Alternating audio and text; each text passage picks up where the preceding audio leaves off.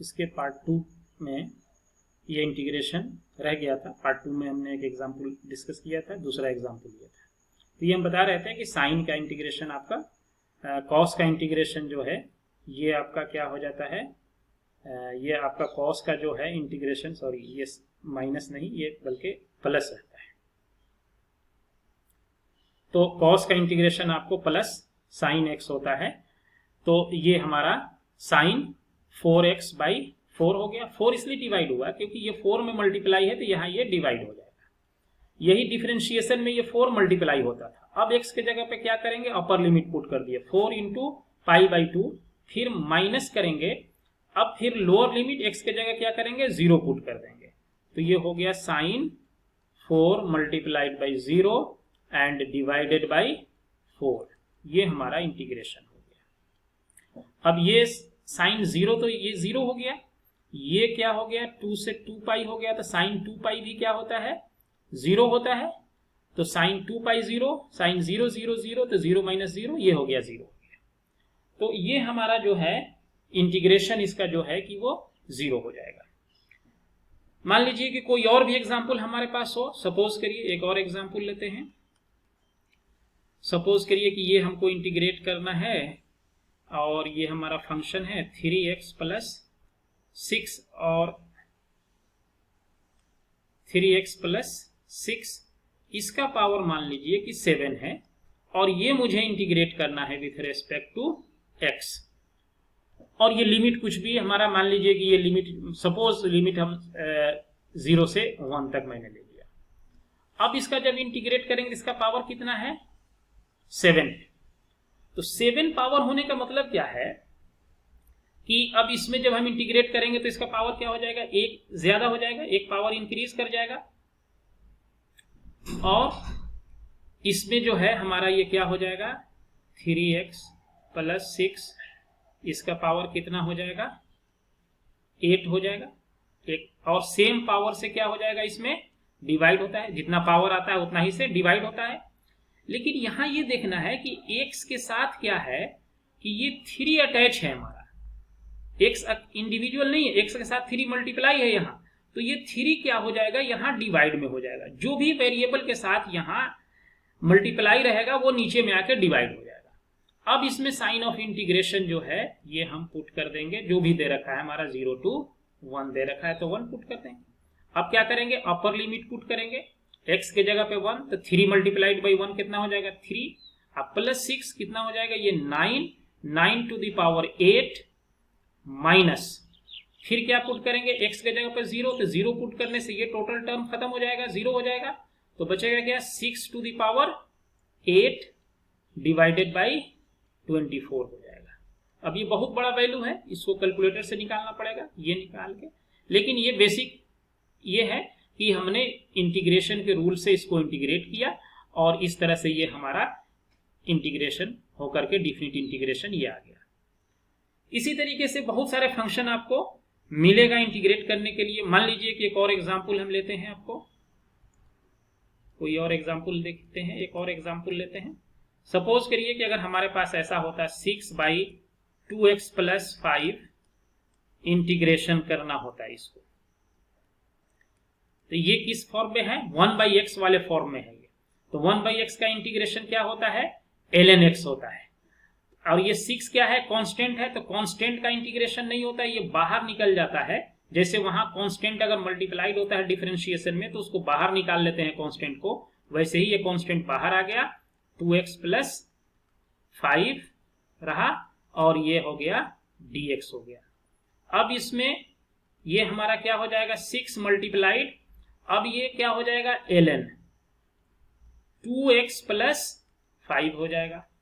अब ये फिर यहां ध्यान देना है कि ये x के साथ 2 मल्टीप्लाई है, तो 2 मल्टीप्लाई होने से ये क्या हो जाएगा कि ये 2 डिवाइड में आ जाएगा यहाँ, और ये डिफिनिट इंटीग्रेशन नहीं है, ये इनडिफिनिट है, तो यहाँ एक कांस्टेंट रहेगा। अगर डिफिनिट इंटीग्रेशन होता है तो फिर x का वैल्यू दिया रहता है यहाँ पे, और उस वैल्यू को हम पुट करके यहाँ पे माइनस करके निकाल लेते हैं। तो ये हमारा ln का ये 1/x वाले फॉर्म का हो गया, साइन का हो गया, कॉस का हो गया, x to the power n का हो गया। ये मैंने सारे इंटीग्रेशंस यहाँ जो सिंपल जो हमारे फिजिक्स में यूज होना है, मैंने सिर्फ उन्हीं को डिस्कशन किया है। जो आपको जो हायर जो मैथमेटिक्स में जो यूज होता है वो बहुत डिटेल में पढ़ना है, लेकिन मैंने इसमें सिर्फ यहाँ फिजिक्स वाले पार्ट में जो यूज होता है मैंने उसको डिस्कशन किया है। तो ये आपका ऑल अबाउट है इंटीग्रेशन के बारे में। मान लीजिए कि एक और अगर हम एग्जाम्पल आपको दें, सपोज करिए कि एक एग्जाम्पल और देते हैं। मान लीजिए कि एक एग्जाम्पल अगर और आपके पास हो इंटीग्रेट करने के लिए, ऐसा रहे, इंटीग्रेट करिए 1/√x dx को। अगर इसको इंटीग्रेट करना होता है तो इसको कैसे इंटीग्रेट करते? इसको इंटीग्रेट करने के लिए आपको √x जो है, तो इस √x को क्या करना पड़ेगा, x का पावर कितना करना पड़ेगा, 1/2 करना पड़ेगा। और उस 1/2 पावर को हम क्या करेंगे, ये जो नीचे 1/2 पावर आ रहा है इसको हम क्या करेंगे, ऊपर ले जाएंगे। x का पावर 1/2 जो प्लस नीचे में है ये ऊपर चला जाएगा, और ऊपर जाने के बाद फिर हम क्या करेंगे, इसको इंटीग्रेट करते हैं। तो देखिए कैसे करते हैं। ये हमने ले लिया 1/x रूट है तो इसको पावर 1/2 लिख सकते हैं, dx हो गया। ये इंटीग्रेशन इक्वल टू, ये x 1/2 नीचे है प्लस, तो ऊपर चला जाएगा तो x का पावर कितना हो जाएगा, -1/2। मान लीजिए इसको हमको इंटीग्रेट करना है 0 से 1 तक। ये हम 1 तक इसीलिए ले रहे हैं ताकि हमारा सॉल्व करने में आसानी रहे, और कोई वजह नहीं, आपके कोई भी वैल्यू लेके इसको कर सकते हैं। और ये हो गया dx। तो फिर इसमें हम वही फॉर्मूला यूज करेंगे, कौन सा, x⁴n dx। ये इसका इंटीग्रेशन क्या हो जाएगा, x का पावर n + 1/n+1। ये फॉर्मूला फिर हम ये वाला यूज करते हैं यहाँ पे।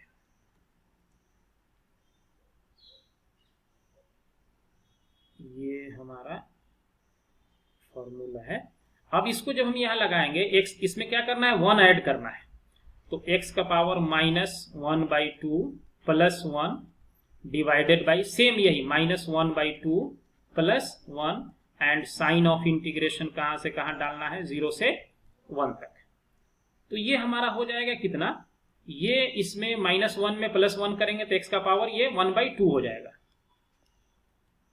x का पावर 1/2 डिवाइडेड बाई ये भी 1/2 ही बचेगा। अब इसमें लिमिट पुट करना है 0 से 1 तक। एक बार पहले ऊपर वाला लिमिट पुट करेंगे, x का जगह 1 डालेंगे तो 1 का पावर 1/2 क्या हो जाएगा, 1 हो जाएगा। माइनस जब 0 करेंगे, वैल्यू डालेंगे x के जगह पे, 0 डाल देंगे तो ये 0 हो जाएगा, डिवाइडेड बाई 1/2। तो ये अल्टीमेटली आपको 2 आ जाएगा।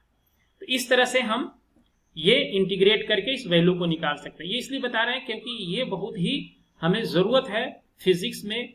जो भी हम एक्सरसाइज पढ़ेंगे उसमें बिना इंटीग्रेशन, बिना डिफरेंशिएशन के फिजिक्स नहीं समझ सकते हैं। केमिस्ट्री में भी इसका बहुत यूज है। एक एग्जाम्पल और देखते हैं। मान लीजिए कि अगर आपके पास इस तरीके का कोई फंक्शन, एग्जाम्पल एक और देखते हैं। मान लीजिए कि अगर आपसे कहे कि ये इंटीग्रेट करिए 0 से 2 तक और x² dx रहेगा, तो सिंपली इसको क्या करेंगे, 1 ऐड कर देंगे, x का पावर 3/3 और इसका लिमिट कहां से कहां तक, 0 से 2 तक चला जाएगा। अब x का वैल्यू 2 डालेंगे तो ये हो जाएगा 8 -0 डिवाइडेड बाई 3, यानी कि इसका इंटीग्रेशन होकर के 8/3 आ जाएगा। और भी इसी तरह से हम बहुत सारे एग्जाम्पल देख सकते हैं। जैसे कि एक एग्जाम्पल और देख लीजिए। मान लेते हैं कि हमारे पास साइन का इंटीग्रेशन करना हो 0 से π/2। ये सब डिफिनिट इंटीग्रेशन है। साइन x dx, तो साइन का इंटीग्रेशन क्या होता है, -cos x होता है। तो -cos x और लिमिट पुट कर देंगे कहां से कहां तक, 0 से π/2 तक। तो x के जगह पे एक बार ये अपर लिमिट पुट करेंगे तो ये माइनस तो बाहर है, cos π/2 -cos 0, cos π/2 कितना होता है, 0, और cos 0 कितना होता है, 1। तो ये मिल करके फाइनली आपको 1 आ जाएगा। ये माइनस मल्टीप्लाई होकर ये माइनस माइनस प्लस हो जाएगा। इस तरह से हमने जो है कुछ एग्जाम्पल देखा जो कि मेडिकल वाले स्टूडेंट के लिए बहुत ही जरूरी है, और उन्हें ये सारी चीजें जो है इंटीग्रेशन, डिफरेंशिएशन, ये सब करने आना चाहिए, ताकि क्योंकि इसको हमको फिजिक्स में यूज करना है। फिजिक्स में इसका हमें बहुत यूज है, ये कहीं एक जगह नहीं, बहुत जगह हमें यूज है इसका फिजिक्स का। एक हम यूज अभी आपको अगेन दिखाते हैं कि इसमें हम फिजिक्स में इसको कैसे यूज करते हैं। यानी कि अभी हमने इंटीग्रेशन यूज किया, डिफरेंशिएशन का यूज पहले भी मैंने अपने सब्सिक्वेंट लेक्चर में दिखाया है। अब यहाँ एक और हम सिंपल सा एक एग्जांपल लेकर के आपको समझाते हैं कि कितना यूज है इंटीग्रेशन और डिफरेंशिएशन का फिजिक्स में। जैसे आपको एक्सेलरेशन निकालना हो, वेलोसिटी निकालना हो, वर्क निकालना हो, तो इन सारे जगहों पे हम कैसे यूज करते हैं इंटीग्रेशन और डिफरेंशिएशन। मान लीजिए जैसे कोई आपसे कहा जाए कि एक कोई रिलेशन है, ये x इक्वल टू, सपोज करिए कि ये दे रखा है 3 + 4t + 5t² दे रखा है। मान लीजिए ऐसा है कि इक्वेशन है x का, ये टाइम का फंक्शन है, यानी टाइम चेंज करेगा तो x भी क्या हो जाएगा, इसमें चेंज हो जाएगा। अब इस क्वेश्चन में हमको पूछ रहा है, कहे मान लीजिए कि फाइंड इनिशियल वेलोसिटी। पहला part initial velocity, initial velocity, initial velocity. तो इनिशियल वेलोसिटी का क्या मतलब है कि जो आपका पोजीशन दे रखा है उसको क्या कर दिया जाए, टाइम के साथ डिफरेंशिएट कर दिया जाए। तो इसको, इसका डिफरेंशिएशन क्या हो जाएगा, कांस्टेंट का differentiation 0 + 4 multiplied by dt + 5 multiplied by dt²/dt।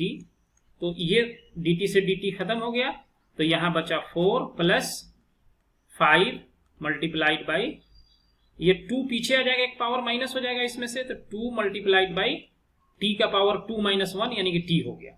अब इनिशियल का क्या मतलब है कि इनिशियल का मतलब है कि टाइम t = 0 है। Initial velocity means t = 0। तो t का वैल्यू जैसे ही 0 पुट करेंगे तो ये खत्म हो जाएगा, ये फिनिश हो गया।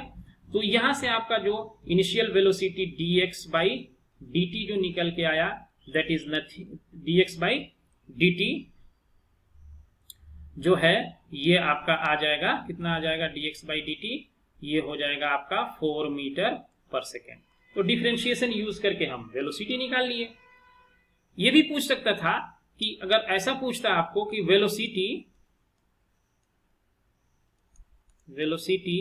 एट t इक्वल टू, मान लीजिए कि 2 सेकेंड पे कहता निकालने के लिए, 2 सेकेंड पे वेलोसिटी बताइए, तो हमने वेलोसिटी का इक्वेशन तो निकाल लिया है, ये वाला यही आया हमारे पास जो इक्वेशन है, dx/dt this is called velocity equal to 4 + 10t है।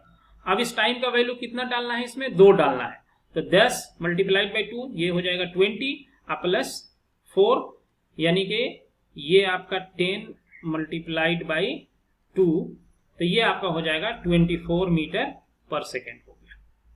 ये वेलोसिटी निकल गया हमारा। अब इसमें कहता कि एक्सेलरेशन निकालिए किसी भी टाइम पे। थर्ड पॉइंट हमसे पूछा जा सकता था, थर्ड कहता कि एक्सेलरेशन बताइए, एक्सेलरेशन निकालिए एट एनी टाइम। तो जो वेलोसिटी हमारा दिया है v इक्वल टू दे रखा है, v क्या निकाला है हमने, 4 + 10t, और एक्सेलरेशन क्या होता है, एक्सेलरेशन हमारा होता है a इक्वल टू dv/dt। तो फिर इसको टाइम के साथ डिफरेंशिएट कर देंगे इस इक्वेशन को, तो 4 का डिफरेंशिएशन क्या हो जाएगा, 0, और 10t का डिफरेंशिएशन क्या हो जाएगा, 10 हो जाएगा। तो यही हमारा क्या हो जाएगा, 10 मीटर/सेकेंड² हो जाएगा, ये हमारा एक्सेलरेशन हो जाएगा।